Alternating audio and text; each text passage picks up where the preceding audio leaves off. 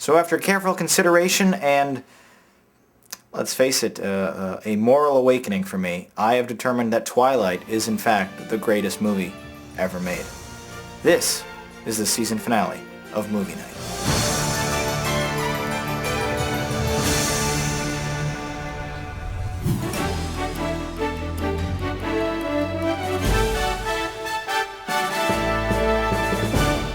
Hello and welcome to this, the last episode of Season 1 of Movie Night. I'm your host, Jonathan Paula, and I can't wait to start talking about this film any longer. It is absolutely one of the best films ever made, and of course, I'm talking about Twilight. Released in 2008, this romantic fantasy film based on the Stephenie Meyer novel grossed an absolutely crapload of money from horny teenage girls looking to fantasize about Robert Pattinson's gorgeous face. Combined with DVD sales, this epic cinematic masterpiece of broodingly handsome vampires grossed over $500 million.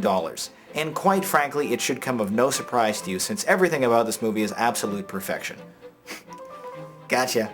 April Fools! But actually, all kidding aside, and no joke here, no April Fool's joke, Twilight isn't actually that awful. So let's continue with the review just the same in the sarcastic tone because it's a lot funnier that way.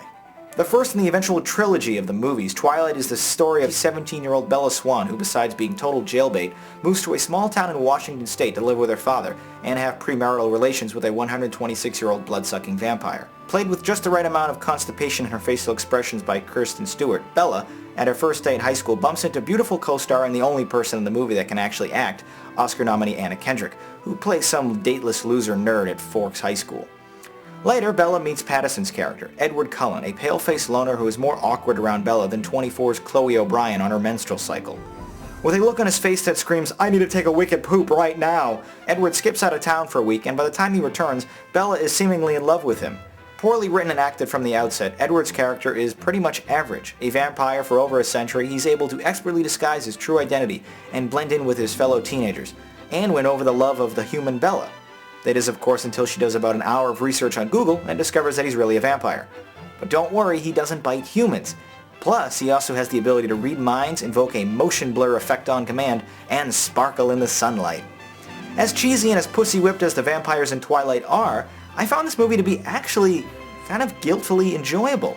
Sure, the acting is god-awful at times, the special effects needs a lot of work, and these vampires are nothing like Count Orlok from Nosferatu, but I actually found myself caring about the outcomes of the characters in this story. There is nothing impressive about a single aspect of the movie, but for what it's trying to accomplish, a romantic fantasy film involving vampires for teenage girls, it definitely succeeds here. The story itself of a vegetarian vampire falling in love with a pasty underage girl is also one of the more original plots Hollywood has adapted in a while. Well, that's what I thought about Twilight, for good or for bad, so now let's take a look at what you guys had to say, which was rather negative in the YouTube comments. Gourmet Candy Chef wrote, "A horrible film with horrible acting and a horrible storyline. It gives vampires a bad name, worst movie I've ever wasted time on, and I didn't even sit through the whole thing. 1 out of 10. JRF, What Is It Now, wrote, "A very interesting novel with mysterious characters. However, it does not work well as a movie at all. Questionable scene transitions, uneven performances, and subpar directing make this vampire better off dead." Okay, well our scores seem to be all over the place for this one, so let's fire up the Ratomatic and see how Twilight did. A 5 and a 1. In a rare instance, my score is actually significantly higher than yours. And Twilight wasn't a great film by any means, but I also didn't think it was nearly as horrible as so many of you were saying. It may have been awkward at times, and the special effects might have been bad, and the story might have been corny, but I was able to actually enjoy a little bit of this film for what it was. I had to score it an alright. You folks vehemently insulted this film, hating everything from the sparkling vampires to Stewart's atrocious acting, scoring it a garbage, lowest score possible. But enough with Twilight. Let's move on to the last film of Season 1 here on Movie Night, and one we all agreed on. The original Rocky, written by and starring Sylvester Stallone in the title role, was released in 1976 and won the Best Picture award that year. Not only did composer Bill Conti's famous Gonna Fly Now theme song also reach number 1 on the Billboard charts, Rocky also grossed $225 million on just a $1 million budget, to this day making one of the most profitable movies ever created. By now you know the story. Rocky Balboa is a loan shark and boxing enthusiast on the mean streets of Philadelphia, awkwardly trying to win the affection of pet shop worker Adrian Panino. When he gets the unexpected opportunity of a lifetime when heavyweight champion Apollo Creed decides to select a local unknown boxer at random, to fight for his belt on New Year's Day. Thanks to his now famous nickname, the Italian Stallion is the local boxer that Creed decides to fight. Rocky then spends the entire movie training for this fight by way of musical montage, trained by spunky, cranky gym owner Mickey Goodmill, portrayed by Burgess Meredith, like no other actor could have. Simultaneously, Rocky and his adorably lovable womanizing skills attempt to win over the affection of Adrian, played by Talia Shire. Although it's the definitive B-plot to all of the Rocky films, this love story is not to be overlooked, one that is painfully realistic at times, and a relationship you can't help but smile at. Burt Young plays Paulie Panino, Adrian's older and more protective brother, and Rocky's best friend. Paulie, like every other character in this movie, is an absolute treat, a funny, realistic, empathetic, and memorable character who I'm glad returned for all 5 sequels. As the film's writer, Stallone has to get all the credit for this film, as he creates the characters that are just so realistic, lovable, inspiring, so that anyone who watches these films will be cheering out loud for them in the final scenes. The build-up to Rocky's final fight with Apollo Creed is perhaps one of the greatest middle acts in cinematic history. The epic montages of Rocky charging the steps at the Philadelphia Museum of Art to Gonna Fly Now are so ingrained in the psyche of the American audience that hundreds of people to this day still run those steps, their arms raised over their heads, in memoriam of a fictional character over 30 years old.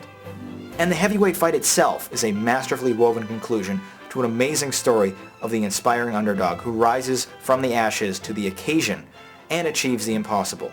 Rocky is the epitome of the feel-good movie, one you won't mind watching over and over again, and it is certainly a big help that all 5 sequels are similar achievements in cinema, each one more impressive than the last. Well, except for Rocky V, but that was still decent. As far as sports movies go, Rocky is the crown jewel, a wonderful film that everyone can enjoy. Well, that's what I thought about this epic masterpiece of cinema. Now let's see what you guys had to say in the YouTube comments. Original Lawnmower wrote, "The first Rocky isn't a guy film at all. The others mostly are, but the first one is a masterpiece that appeals to anyone with a brain. 10 out of 10. Lancer Evo 10 fan wrote, "One of the greatest movies of all time, a great soundtrack for the ages, and very intense action scenes. Almost everything in this movie is very memorable. 10 out of 10. Okay, let's go out with a bang here and send Rocky up the Rate-O-Matic. A double amazing, and it isn't a real big surprise, with almost half of you guys rating this movie a perfect 10. And while Rocky is not even my favorite of the 6 films, I can't think of a single thing I don't like about this movie. I have to score it a 10 as well. An absolute perfect movie. You have to see it. And that does it for our full-length reviews for this, the first season of Movie Night, but we still have some time for some tweet critiques, so let's take a look at those. Midnight Fantasy tweeted, "How to Train Your Dragon isn't real original with its storyline, but that didn't stop me from enjoying every second. 8.5 out of 10. Roglio Q wrote, "Clash of the Titans, by far one of the best remakes to date. This is totally why I love the movies. A must not miss. 10 out of 10. Well, that does it for this week and the first season of Movie Night. Thank you so much for joining me these past 21 weeks. Film has always been a passion of mine, and I was excited to create this show and share some of my thoughts with you each and every week. And I'm so grateful that you allowed me to do that. But it does take me roughly 12 hours to create each episode of Movie Night, and I'm still unfortunately not seeing some of the higher view counts I would have hoped for the show, and YouTube has been a bit of a pill and rejected some of my episodes for revenue sharing because they don't quite understand the concept of fair use copyright law. So I'm going to take a few months off to focus on other projects, and hopefully Season 2 of Movie Night will return this summer, bigger and better than ever. A few changes. We're going to be in 1080p high definition. I'm thinking more current reviews, movies that are in theaters, and maybe shorter episodes. We'll split them up, do 1 movie per video instead of 2, and maybe do 2 postings per week on YouTube. But if you have any changes you'd like to see or any suggestions, things you'd like me to add, things you'd like me to remove from the show, please let me know in a comment down below. During the hiatus, though, I hope you continue to follow me on Twitter and Facebook so we can continue our weekly discussion on movies over there. Please keep using the JPMN hashtag in your tweets. I'm going to keep using it when I see movies in theaters, and I hope you do too. But until then, I hope you keep watching the other videos we have on the channel here, and I look forward to seeing you for Season 2. Once again, thank you so much for joining me. My name is Jonathan Paula. Good night.